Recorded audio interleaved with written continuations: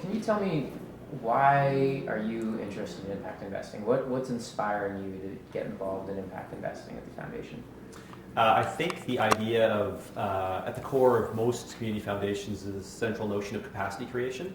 And I think impact investing is a particularly powerful tool to actually drive economic opportunity, to drive economic enablement, and to stimulate entrepreneurship, which I'm a huge fan of.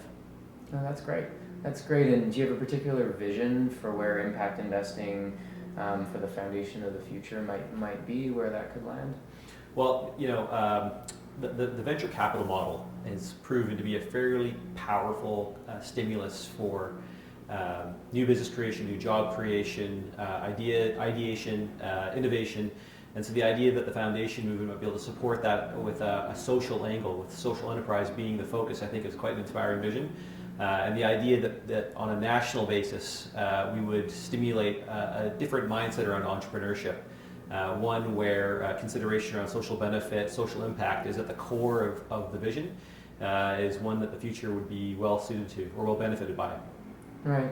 And why does this work matter to your community, for example? Well, I think Victoria or any city in the country or in North America really contends with similar challenges, which is job creation, stimulus, the ability to employ and engage youth and young people, the idea that there be more inclusion for employment. And so Victoria has these same challenges and opportunities. And the idea that we might be in a position to facilitate the connection of capital, know-how, and expertise with those opportunities is quite inspiring. That's great. That's great. And you mentioned youth. Do you happen to have kids? I do. 2 daughters, 7 and 10. Oh, congratulations. Thank you. How would you explain impact investing to them? The idea that creating opportunity for individuals to have an impact in their community by employing others, by providing services that are needed, and by making sure that the outcomes of those opportunities service the community as well. Okay, that's great. And can you think of a particular moment or a specific story, if we were just having a beer, about your journey in impact investing? Like, what would that story or moment be?